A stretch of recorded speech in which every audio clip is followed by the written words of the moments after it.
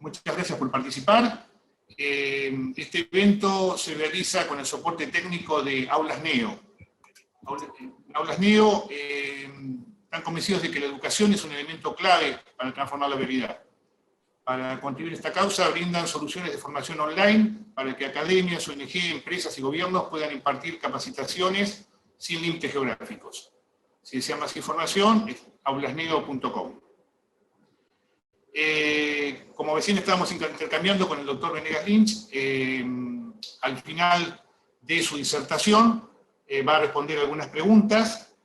Por lo tanto, cuando esté más o menos promediando, o sea, dentro de unos 20-25 minutos, se va a habilitar el chat para que todas las personas que lo deseen puedan escribir allí sus preguntas, que van a ser leídas al final. Trataremos de que si 2 o 3 preguntas tienen el mismo tema, unificarlas. Bueno, me presento, para quienes aún no me conocen, mi nombre es Guillermo Valle, integro la mesa ejecutiva de Unión Liberal. Unión Liberal es una agrupación de Republicanos Unidos que tiene como lema principios y acción. Nuestros principios son, ante todo, la democracia interna, que estamos luchando por ella en Republicanos Unidos, que ya la practicamos dentro de nuestra agrupación. Tenemos una mesa ejecutiva electa y por un periodo limitado, en base a un estatuto que también nos hemos dado. La transparencia, el antipersonalismo y la coherencia ideológica. En tal sentido, nuestra acción apunta a la unión de los liberales, que tantas veces hemos estado dispersos y que por eso hemos, de alguna manera, reducido nuestra capacidad de presencia política. Y para eso creemos que es muy importante la difusión y la profundización en los conceptos de las ideas de la libertad, porque mal podemos difundir lo que no conocemos bien, y muchas veces caemos en las falacias, en las trampas, de las cuales son muy habituales los enemigos de la libertad. Por eso hemos empezado a desarrollar distintas disertaciones de personas muy reconocidas en el ámbito de las ideas de la libertad. El pasado 23 de noviembre tuvimos una charla presencial con el señor Agustín Echevarne, con más de 50 personas, y hoy contamos aquí con el honor de escuchar una disertación del doctor Alberto Venegas Lynch. Ya somos más de 70 en este momento. Se sigue sumando gente. Si tuviera que hacer explicar el currículum del doctor Venegas Lynch, bueno, no me alcanzaría el tiempo y no me quieren escuchar a mí, sino a él. Haciendo una síntesis muy apretada, podemos decir que es doblemente doctor, tanto en economía como en ciencias de dirección. Miembro de las Academias Nacionales de Ciencias Económicas y de la Academia de Ciencias de Buenos Aires. También preside el Consejo Académico de la Fundación Libertad y Progreso y es miembro del Instituto de Metodología de las Ciencias Sociales de la Academia Nacional de Ciencias Morales y Políticas de la Argentina. Su producción intelectual es vastísima. 28 libros que abarcan desde la profundidad, por ejemplo, del análisis del pensamiento de la escuela austríaca, hasta temas de tremenda actualidad, como por ejemplo en su reciente obra El retorno de la barbarie, ¿no?, que ha anticipado muchas de las cosas que luego se han producido en estos últimos 2 años. Es impresionante leerlo ahora, por más que sea una obra muy reciente. Y quisiera agregar algo más. En un ámbito tan difícil y muchas veces controversial como es el de los intelectuales liberales, que muchas veces están aquí por un quítame de aquellas pajas, buscando más las disidencias que los conciertos, la figura del doctor Venegas Lynch siempre es considerada por todos, incluso por los que tienen algunos problemas entre ellos, como un maestro, un mentor, alguien que les ha iluminado el camino. Y esto realmente creo que es algo importantísimo hoy en día. Por todo eso, para mí es un gran honor escuchar al doctor Venegas Lynch hablar sobre aspectos claves del liberalismo. Bueno, muchas gracias, Guillermo. Muchas gracias por esa presentación y muy agradecido por la invitación a expresar ideas y debatirlas con ustedes en el periodo de preguntas. Yo tengo un latiguillo el primer día de clase, que es que aunque parezca que están ustedes de acuerdo con lo que digo y aunque les resulte claro lo que estoy expresando, es muy útil y muy fértil hacer de abogado del diablo. Esto es discutir el punto, porque prima facie puede parecer claro, pero cuando empieza el debate resulta que no es tan claro y hay que pulir algunos ángulos, etc. Ahora, se me ocurre en estas reflexiones hoy, dado que Guillermo mencionó dos puntos que son muy centrales. Uno es la educación, que lo mencionó referida a la entidad que patrocina esta conferencia, y el otro punto, que lo mencionó en el contexto de las relaciones interiores entre ustedes, que es el concepto de democracia, que lo quiero poner en un plano más amplio. Entonces me quiero referir a estos dos puntos. Yo entiendo que quienes nos están escuchando y quienes verán este video después que se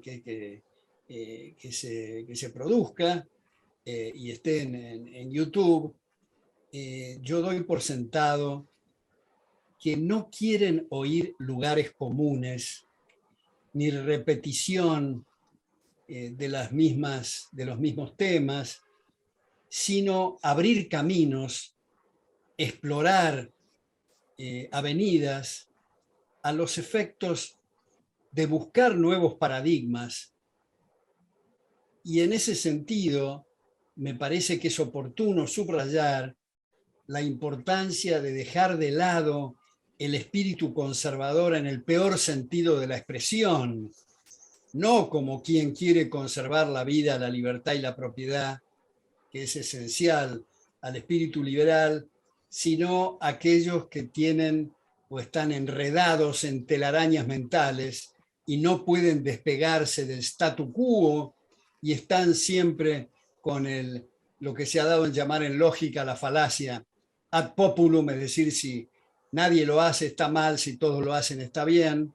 Como ustedes saben, si eso se hubiera aplicado en la época de nuestros ancestros del garrote y el taparrabos, no hubiéramos pasado de esa situación, ni siquiera hubiéramos incursionado con el arco y la flecha, porque nadie lo usaba y entonces estaba mal recurrir a esa herramienta o esos procedimientos. Entonces, hecho este marco, quiero referirme a este primer punto, que es la educación, que a mi juicio es el más importante de todos los temas y del cual deriva todo lo demás. Yo he citado muchas veces y suscribo lo que ha dicho desde la vereda de enfrente el marxista Antonio Gramsci, en el sentido de tomemos la cultura y la educación y el resto se da por añadidura. Muy cierto.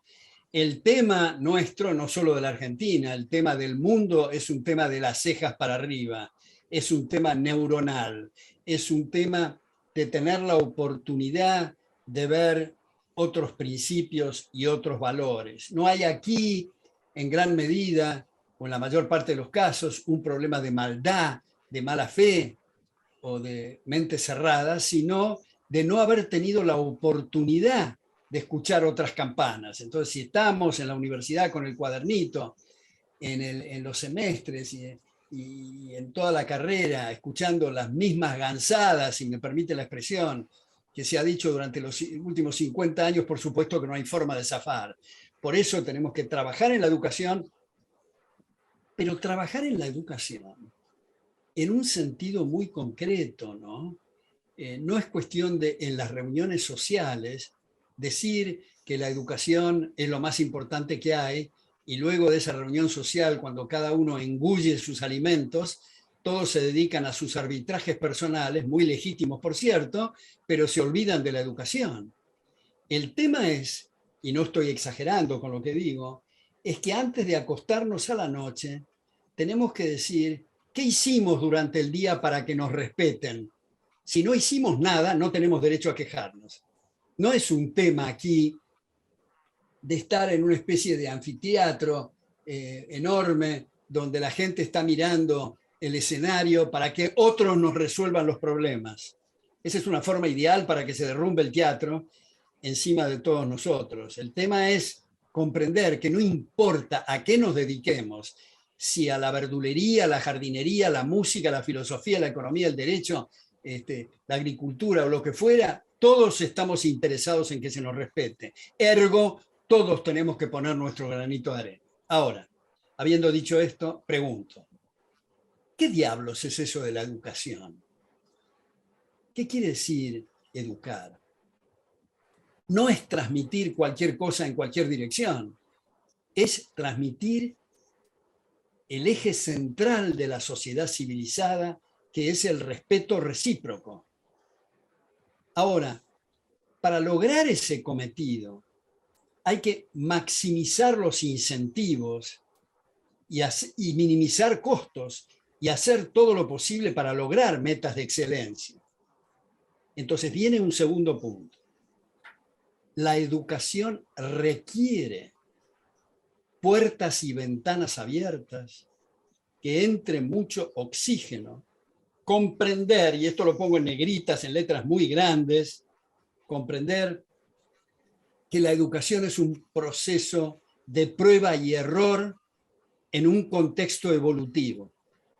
Por tanto, nadie tiene la precisa de qué es lo que hay que educar, cuál es la estructura curricular, cuáles los horarios o cuáles son las materias. Es un proceso abierto, cambiante, que requiere, como digo, instituciones en competencia que se hacen de auditorías cruzadas para el logro de ese objetivo que es la excelencia académica. Por tanto, viene una primera conclusión. Los ministerios de Cultura y Educación son una fenomenal cachetada a la inteligencia. Es una barrabasada. Y no es, si yo o alguno de ustedes son ministro de Educación, no es que se requiere un buen ministro de Educación. No, cualquier cosa que haga un ministro de Educación o de Cultura va a estar mal. Porque otra vez tiene que estar abierto y no impuesto desde el vértice del poder. Es una contradicción en los términos el Ministerio de Educación. Quien acepta el cargo de ministro de Educación o de Cultura no tiene la menor idea qué es la cultura ni qué es la educación. Ahora, si se dice, bueno, un ministro de Educación es para no hacer nada, por supuesto no tiene sentido, pero cualquier cosa que haga va a imponer su valor, su criterio, y eso está mal. Tiene que estar abierto, como digo, en un proceso de puertas y ventanas abiertas donde ingrese mucho oxígeno. Como ustedes saben, en algunos países civilizados como Estados Unidos nunca existió Ministerio de Educación. Solo apareció una Secretaría de Educación inventada por ese fantoche expresidente de Estados Unidos, Carter, que Ronald Reagan trató de eliminar sin éxito.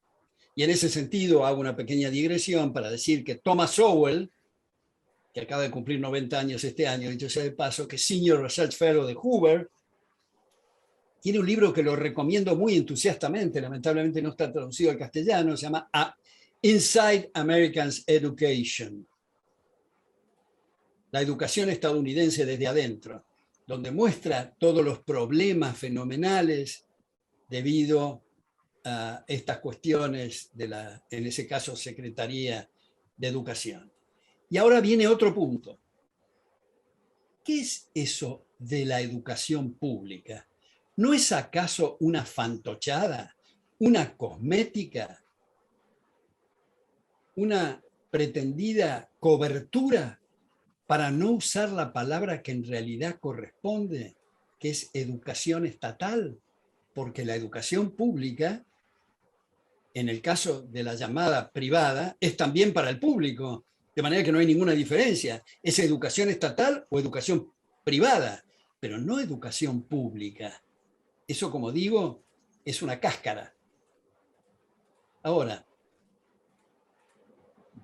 ¿cuál es el problema de las instituciones estatales de educación? Bueno, hay ahí un problema de incentivos. Hay 3 economistas de gran peso que han trabajado casi exclusivamente en el tema de los incentivos, que es el Premio Nobel en Economía Ronald Coase, que es Harold Dempsey, que es Douglas North. Y lo quiero sobresimplificar a ustedes y decir, no es lo mismo la forma en que tomamos café o encendemos las luces cuando nosotros pagamos las cuentas que cuando obligamos a otros a pagarla con el fruto de su trabajo. Entonces, cuando estamos mirando la educación estatal, no estoy diciendo, para nada estoy diciendo, que los profesores y las profesoras son malos en el área estatal.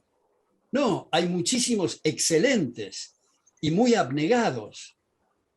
Yo mismo estaría escupiendo al cielo si digo esto, porque yo fui profesor titular en 5 carreras en la Universidad de Buenos Aires, Ciencias Económicas, Derecho e Ingeniería, Sociología y en el Departamento de Historia, Filosofía y Letras. Fui director del Departamento de Doctorado en Economía en la Universidad Nacional de La Plata, de manera que estaría escupiendo al cielo. No es eso lo que estoy diciendo. Estoy diciendo un tema de incentivos.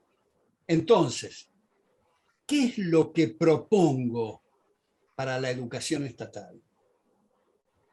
Propongo venderla toda. ¿A quién?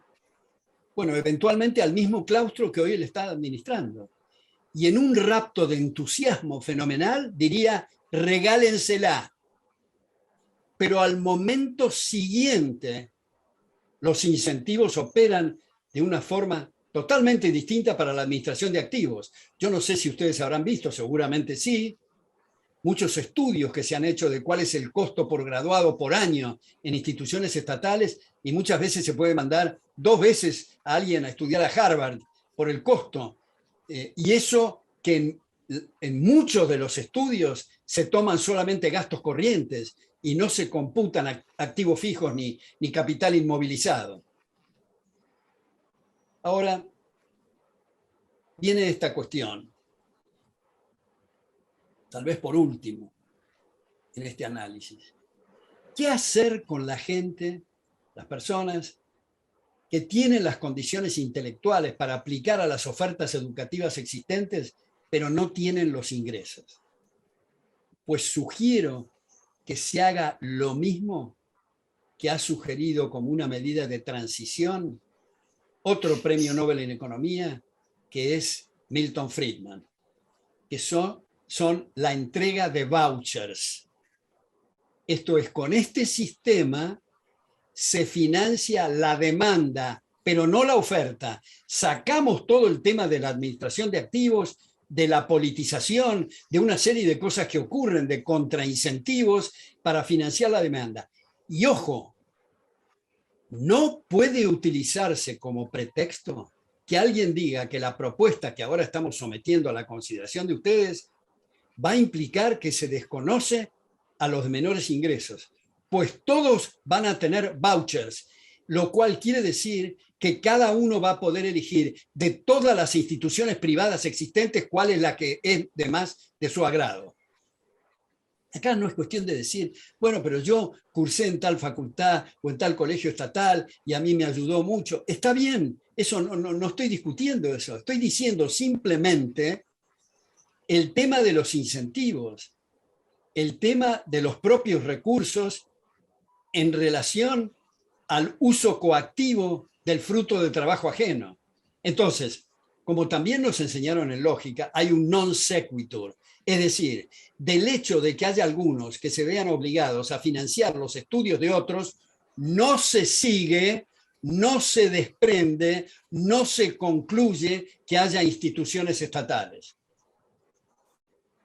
Ahora, este desde luego no es un problema solamente argentino, de la politización. Las botas, porque el monopolio de la fuerza, el gobierno, son las botas. Las botas tienen que estar completamente afuera de una cosa tan delicada e importante como la educación.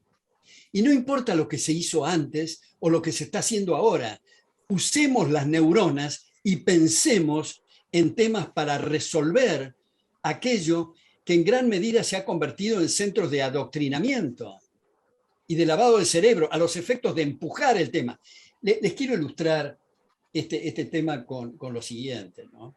No vale la pena dar nombres, pero digamos, mi hija mayor, cuando iba al colegio, yo tuve bastante relación con la directora de ese colegio y me decía, la situación es desesperante, porque yo le digo a mi propio claustro, a las colegas y a los colegas que trabajan conmigo, que ni siquiera pierdan tiempo en pensar en nuevas posibilidades, puesto que va a irrumpir la Gestapo de esta época, que son los inspectores del Ministerio de Educación, y me van a cerrar el colegio porque yo no sigo las pautas que aquellos que tienen encerronas mentales me imponen. Yo fui rector durante 23 años de SEADE y sé lo que significa pelear con los ministerios con los burócratas del Ministerio de Educación, sé lo que es la mentalidad caprichosa y liliputense, y no importa si no tienen esa mentalidad liliputense, es que las estructuras curriculares no pueden sugerirse ni imponerse pautas para los demás, sean colegios o sean universidades. Para no decir nada, que como decimos en economía, la ley de Gresham muchas veces se aplica en el contexto de la educación estatal, cuando se pone a la par la universidad tal o cual, como por ejemplo con la Universidad de las Madres de Plaza de Mayo, que es en realidad para enseñar terrorismo. Entonces, si hay la necesidad de acreditar carreras universitarias, como efectivamente hay, que ocurra lo mismo que ocurría en Europa o ocurría más claramente en las colonias en Estados Unidos, en la época original de Estados Unidos y durante mucho tiempo. Y es que las academias e instituciones especializadas en acreditación son las que acreditan, y dicho sea de paso, y muy importante, en competencia entre sí para esa acreditación, para ofrecer el mayor producto de excelencia posible.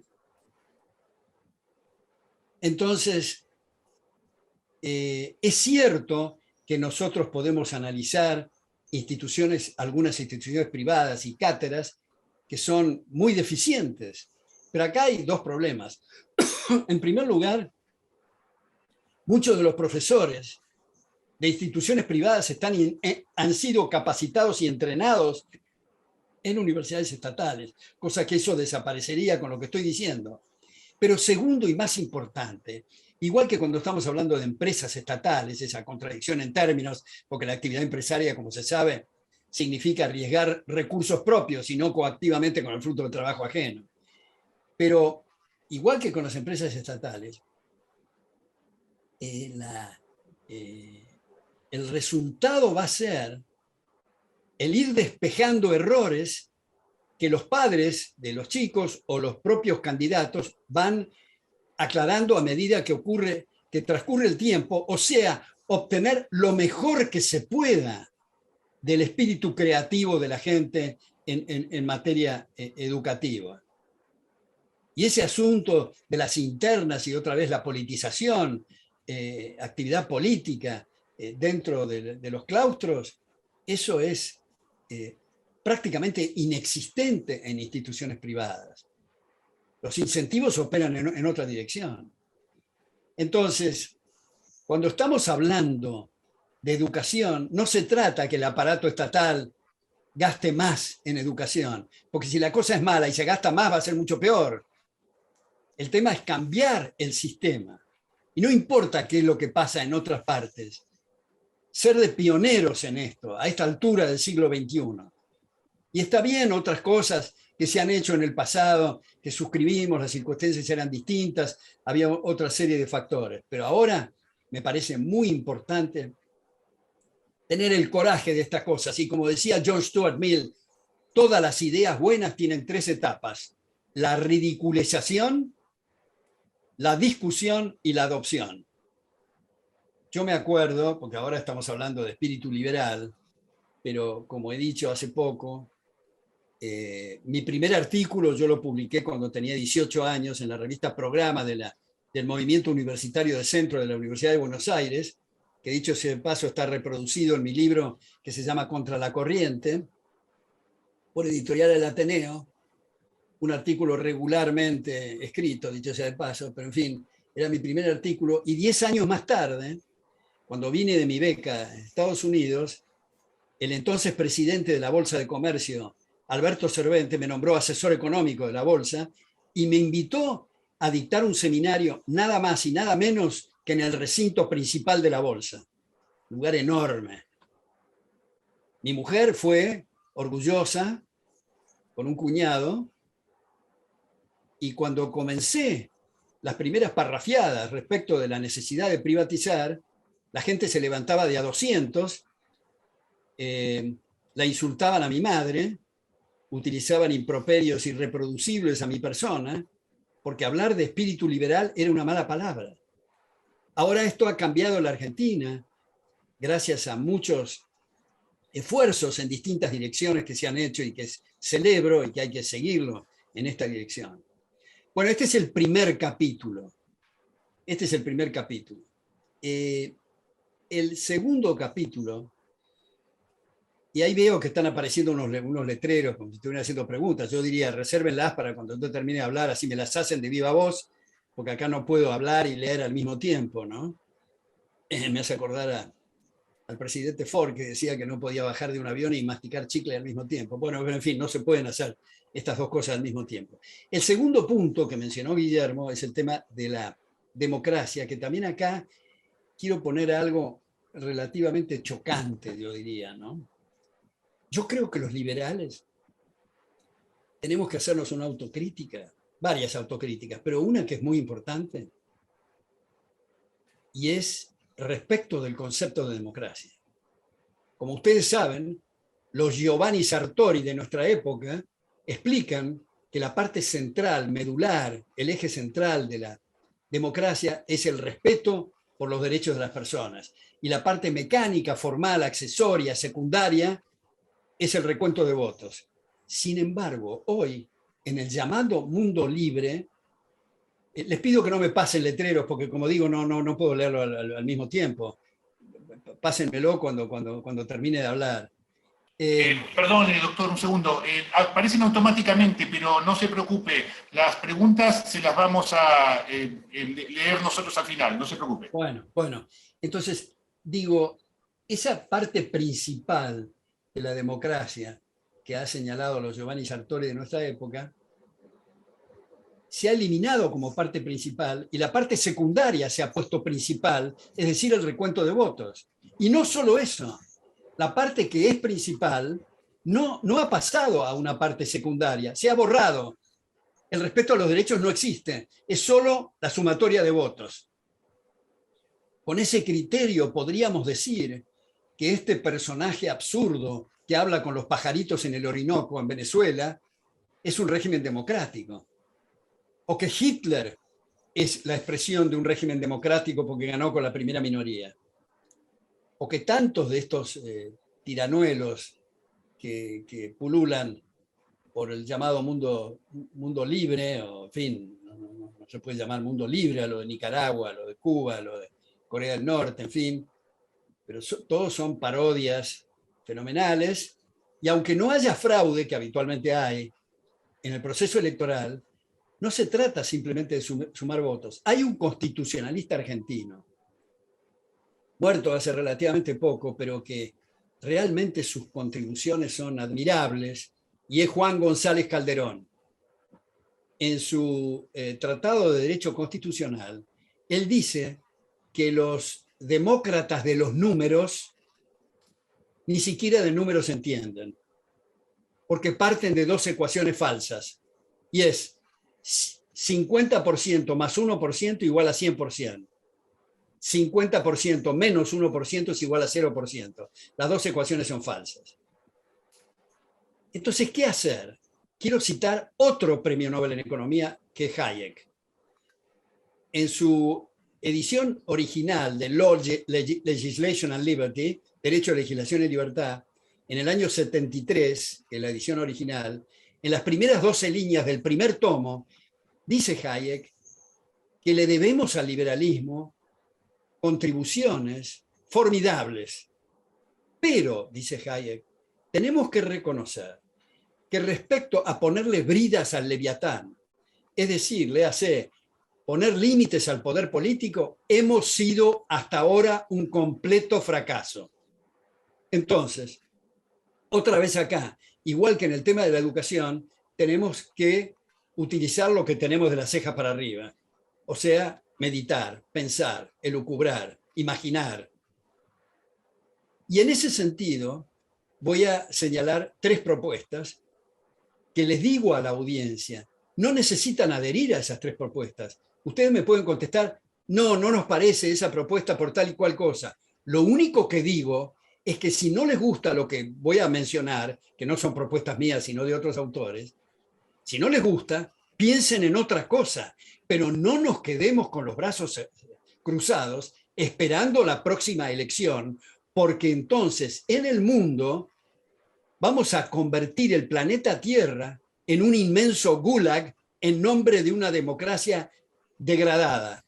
Porque lo que hoy tenemos en la mayor parte de los países es un sistema cleptocrático, o sea, gobierno de ladrones, de sueños de vida, de propiedades y de libertades, pero no un régimen democrático. Ni siquiera visto desde Aristóteles en adelante. Para no decir, como dije antes, Giovanni Sartori o González Calderón, o los grandes maestros en la Argentina, como Segundo Linares Quintana, o como Marco Aurelio Risolía, o como tantos otros.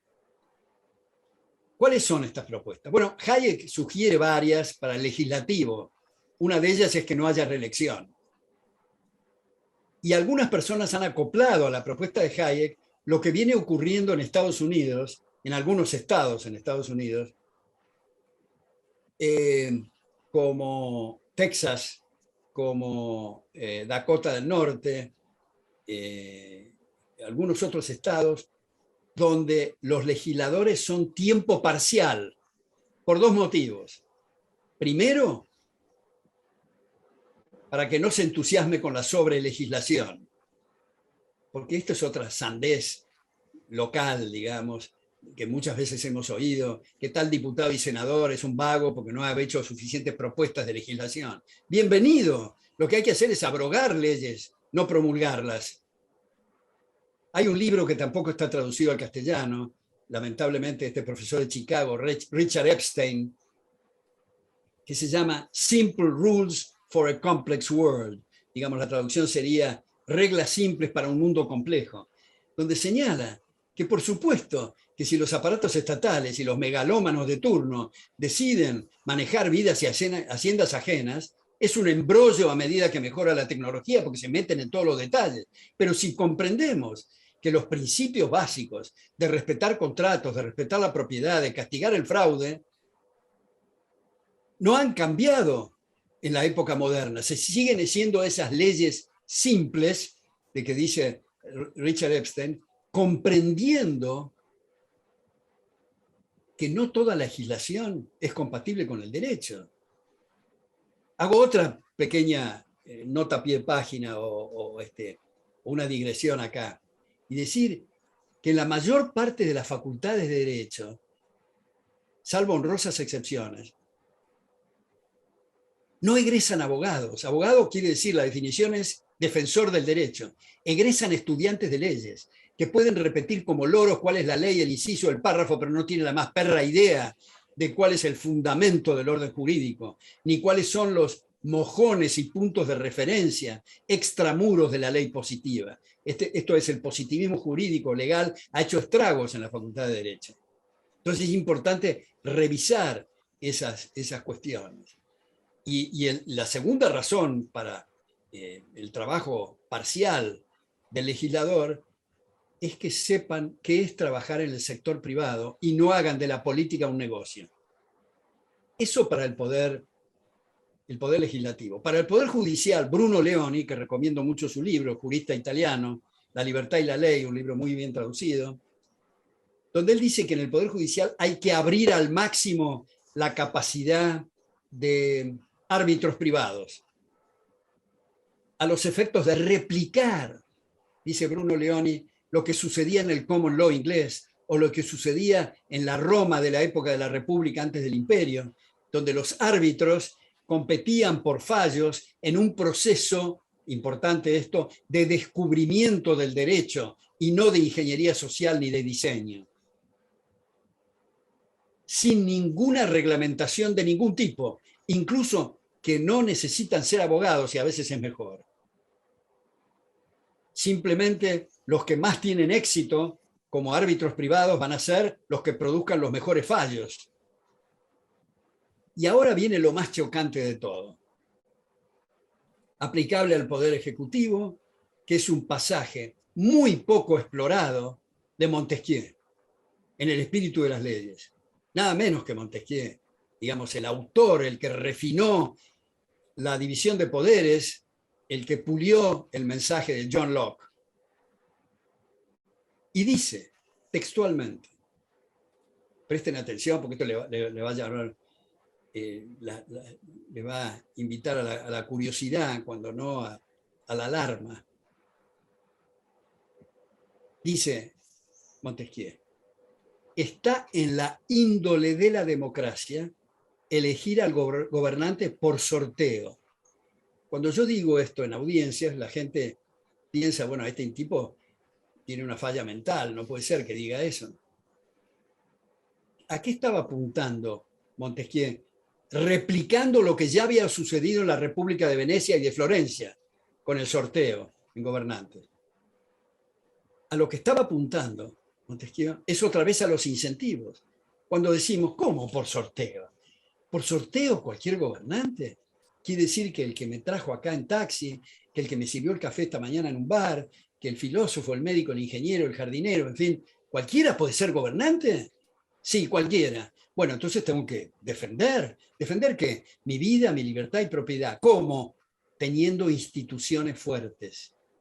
Y eso es lo que importa. Si yo les pregunto a la audiencia ahora, ¿quién es el presidente o el primer ministro de Suiza? Conjeturo que nadie me va a poder responder, porque no interesa. Lo que importa en Suiza son las instituciones y no los caudillajes ni las sonrisas pornográficas de quienes están en campaña electoral. Lo que importa es otra vez las instituciones. Y esto va en línea, muy en línea, con lo sugerido por Karl Popper en La Sociedad Abierta y sus enemigos. Cuando Popper discute con Platón, intenta refutar y refuta a Platón con la idea del filósofo rey, que necesitamos un filósofo rey, dice Popper, ¿qué filósofo rey? Ni qué estadista, ni qué 8/4. Lo que se necesitan son instituciones fuertes. Y ahora cito textualmente a Popper, comillas, para que el gobierno haga el menor daño posible. Ahora les vuelvo a decir a ustedes, si no les parece esto del sorteo en el Ejecutivo, si no les parece lo de Hayek en el Legislativo, si no les parece lo de Bruno Leoni en el Judicial, pues piensen en otra cosa. Pero necesitamos nuevos límites porque con las instituciones actuales vamos barranca abajo a un régimen autoritario. Y eso no es solo del caso argentino, repito. En Estados Unidos, y les transmito otro anuncio, y es que yo publiqué hace unos años un libro que se llama Estados Unidos contra Estados Unidos, publicada la edición original por el Fondo de Cultura Económica, donde muestro la barranca abajo feroz en Estados Unidos respecto de los principios y valores extraordinarios de los padres fundadores.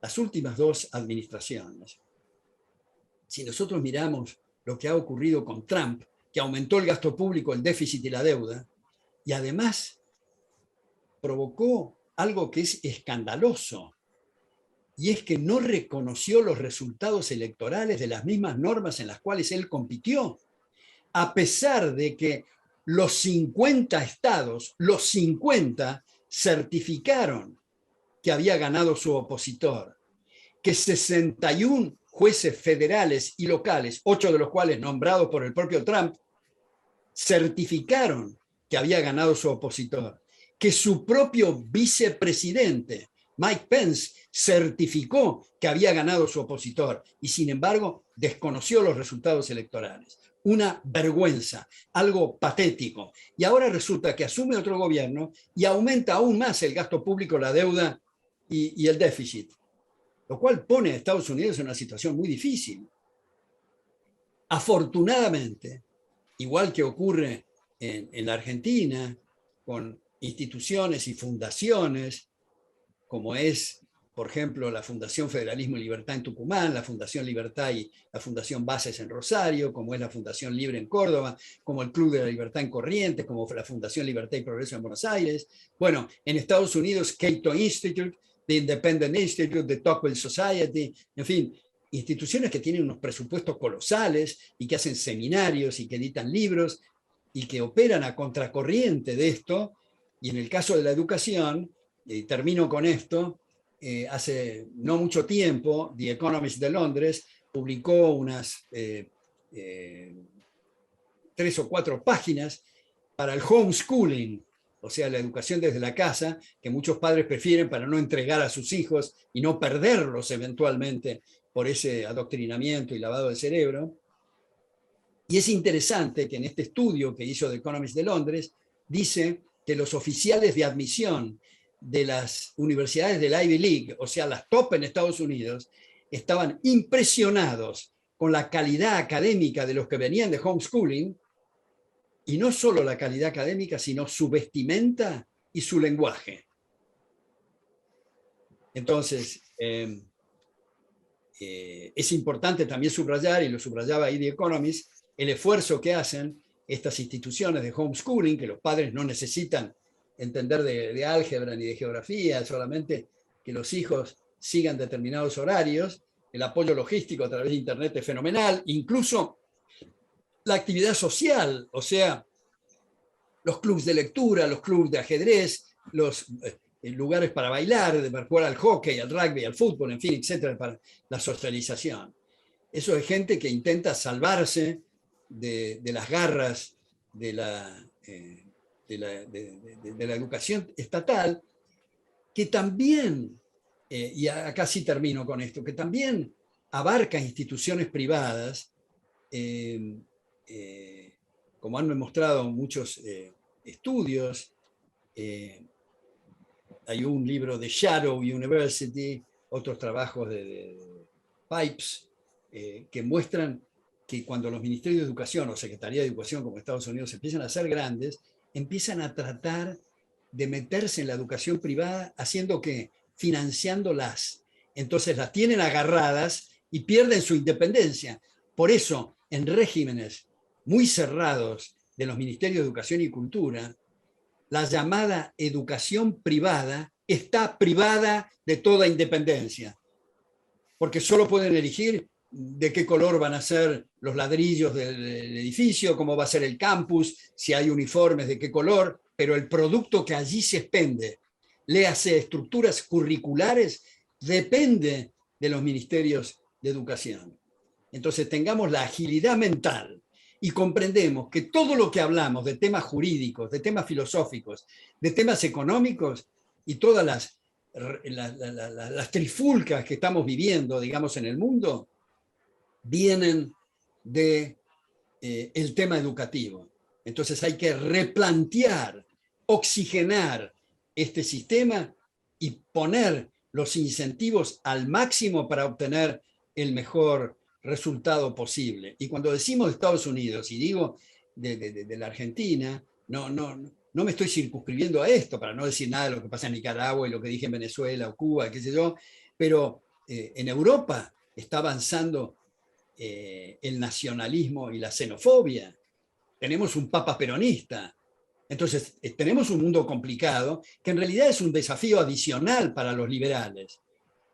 Y liberales, como he tenido la satisfacción que muchos intelectuales que aprecio mucho han repetido la definición que fabriqué hace mucho tiempo en uno de mis primeros libros, que es: el liberalismo es el respeto irrestricto a los proyectos de vida de otros. Esto no quiere decir que adherimos al proyecto de vida del otro, más aún nos puede resultar repugnante el proyecto de vida del otro, pero no podemos recurrir a la fuerza a menos que haya lesión de derechos. O sea, cada uno puede seguir su camino y su vida como le da la gana y cada uno asumirá las responsabilidades. Lo único que debe ser bloqueado es la lesión de derechos del vecino. He dicho, muchas gracias.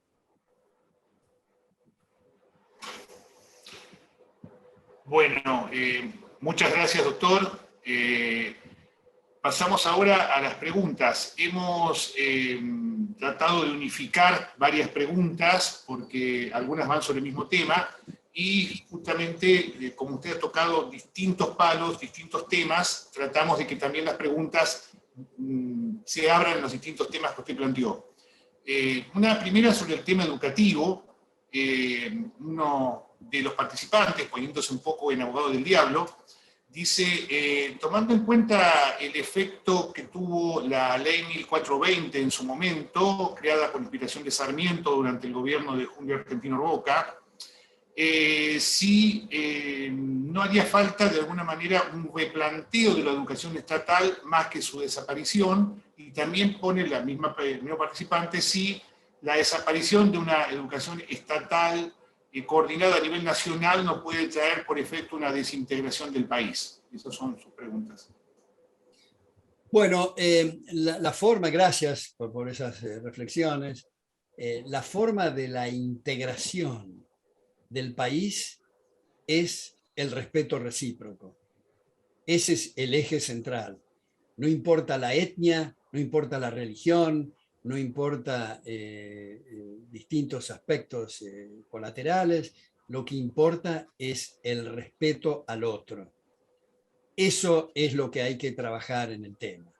Ahora, respecto de la ley 1420, para su época ha sido algo útil. No quiero entrar en esto porque hay una tesis doctoral en Inglaterra muy interesante mostrando que Sarmiento, con la mejor de las intenciones, y yo personalmente le tengo una gran admiración en los trabajos de Sarmiento, del gran Sarmiento, se mostró que con la mejor buena voluntad, esa gratuidad de los colegios estatales eliminaron muchos colegios parroquiales y privados debido a esa competencia desleal al ser gratuito.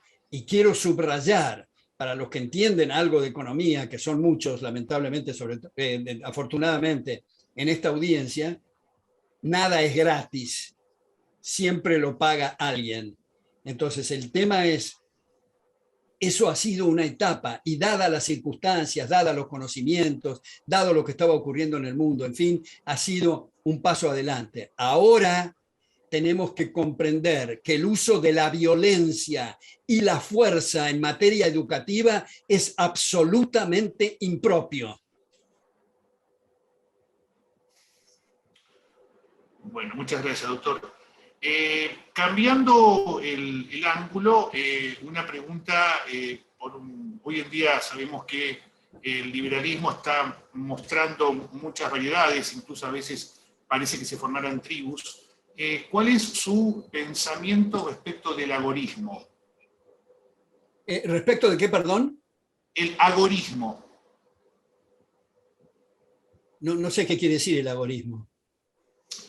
Bueno, tuve que buscarlo, pero es una teoría que habla de que la verdadera libertad económica se produce a través de los mercados negros y no de los mercados estatales, donde se formaría un tipo de equilibrio natural y no evitando el pago de impuestos y demás. Yo tampoco lo conocía y lo he buscado cuando apareció la pregunta. Bueno, no sé exactamente a dónde va realmente la pregunta, así que no. Está bien, perfecto. Si me la precisa más, le puedo responder, pero no. Sí, es una teoría. Respecto de unas declaraciones que acá presenta uno de los participantes. Usted habría comentado que la presencia en este momento y la repercusión pública que tiene Javier Milei y su prédica es más poderosa que en su momento la que tuvo en los años 80 Álvaro Alzogaray. ¿Podría compararse la situación del liberalismo en ese momento con la de ahora? ¿En qué sentido le parece a usted? Bueno, gracias Guillermo, gracias quien hizo esa pregunta o esa reflexión. Tal vez no sea justo el hacer comparaciones de épocas distintas. Yo he tenido una relación bastante cercana con Álvaro Alzogaray. Personalmente yo he hablado, creo, en todos los centros cívicos de la UCD, aunque nunca estuve afiliado.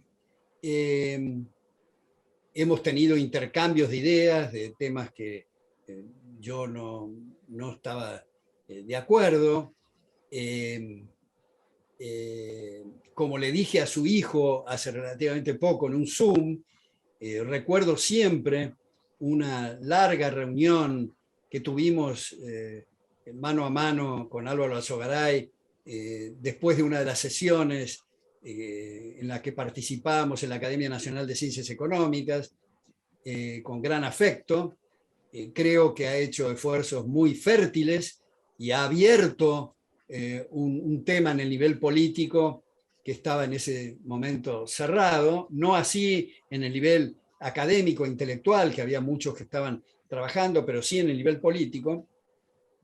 Y ahora, debido a las fundaciones que acabo de mencionar y debido a una serie de esfuerzos, ha permitido este resurgir del liberalismo a través de Javier Milei.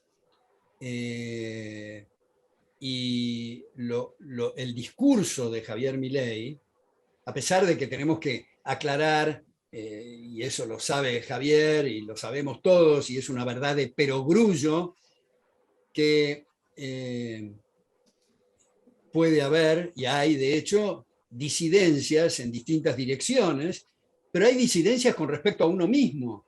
Si yo me pongo a leer las cosas que he escrito antes, siempre puedo decir, pero qué lástima que no dije esto o aquello, o no argumenté mejor, o no redacté mejor, puesto que, como decía Borges, no hay tal cosa como un texto perfecto. Entonces, nos damos cuenta que podemos mejorar la marca. Por otra parte, tenemos que subrayar e insistir y poner énfasis en que los liberales no somos una manada y detestamos el pensamiento único. De manera que el intercambio de ideas es una cosa bienvenida, pero básicamente en el eje central de Javier Milei, en los puntos centrales, tiene un discurso absolutamente compatible con los valores alberdianos y un discurso que no escuchábamos hace muchísimo tiempo en la Argentina. Y yo celebro esto. Yo escribí hace relativamente poco una de mis columnas semanales de los sábados en Infobae, que se llamaba Milei, una píldora demasiado grande para los timoratos, donde señalo una serie de críticas que le hacen a Milei absolutamente injustas, infundadas, muchas de ellas mentirosas, otros que le tienen celos, pero tenemos que tratar de acoplar y no considerar que son peleas. Por ejemplo, ahora le están diciendo a Javier Milei, pero ¿cómo puede ser que no forme un bloque con otros liberales?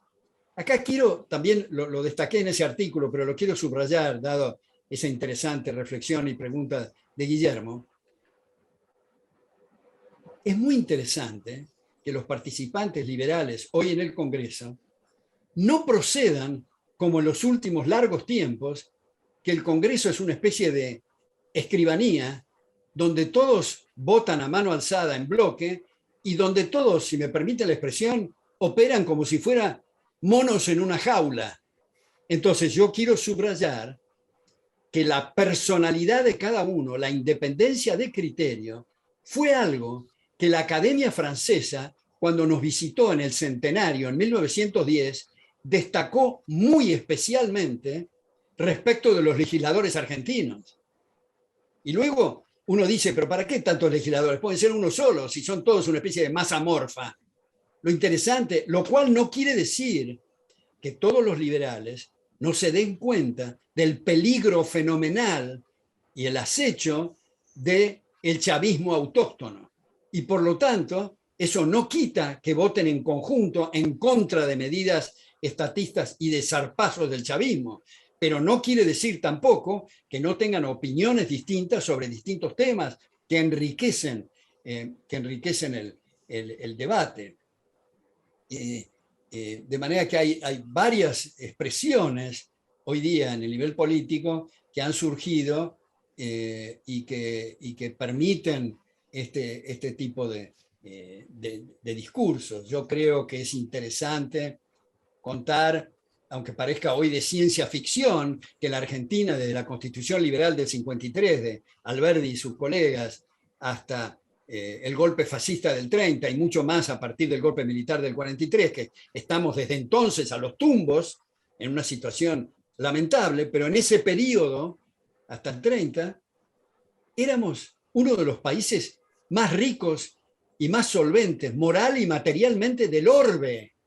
Competíamos con Estados Unidos, teníamos las exportaciones a la altura de Canadá, los salarios e ingresos en términos reales del obrero, de la incipiente industria y del peón rural, de Suiza, y como digo siempre, no fue un lapsus, dije Suiza, Alemania, Francia, Italia, España, venían a la Argentina, la población se duplicaba cada 10 años, los salarios eran, como digo, mayores en términos reales,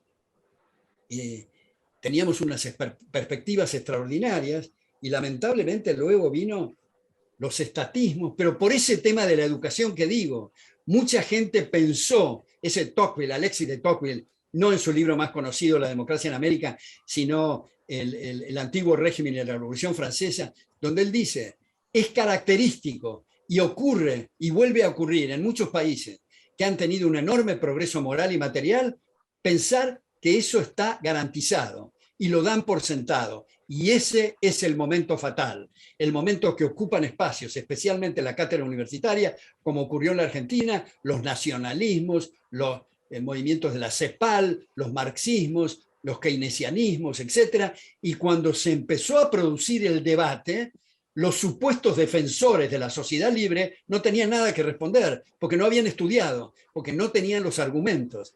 Por eso, Guillermo, y todos los que nos están escuchando, yo celebro que existan instituciones como las que ustedes han formado, Republicanos Unidos, donde hacen esfuerzos para correr el eje del debate y para contribuir a la comprensión de estos valores que necesitamos, porque lo hemos podido hacer antes y vamos a poder hacerlo de nuevo si nos esforzamos lo suficiente y si apoyamos con la suficiente energía a quienes están haciendo estos esfuerzos para abrir cauces.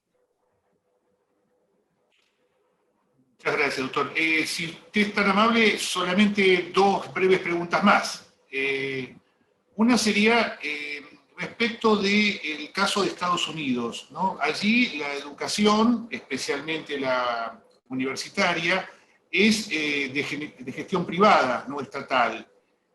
Sin embargo, ha habido recientemente, también en otro momento, en los 60, una fuerte influencia de ideas de izquierda, liberticidas, dentro de los claustros universitarios. ¿Cómo puede producirse eso y de qué manera se puede combatir? Bueno, Guillermo, es interesante eso que usted dice, y justamente los trabajos que he señalado antes, especialmente el de Paisper, pero no solo el de él, muestran cómo la Secretaría de Educación ha influido en esas universidades, tentándolos con participaciones crecientes en sus presupuestos a los efectos de doblegarlos en distintas cátedras y en distintos temas. De manera que eso es un punto muy importante.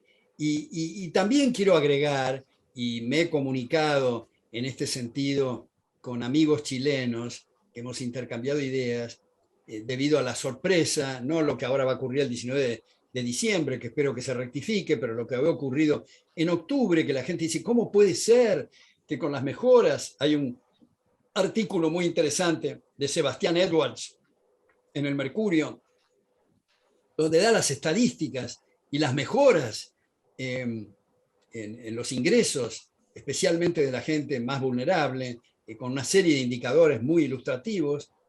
Y yo decía, tengan en cuenta lo siguiente: por más que un gobierno, sea el chileno o el que fuera, convierta a todos los habitantes en multimillonarios, si en las aulas universitarias sigue habiendo el tema del adoctrinamiento, los chicos o los jóvenes van a salir con el librito de Mao a incendiar.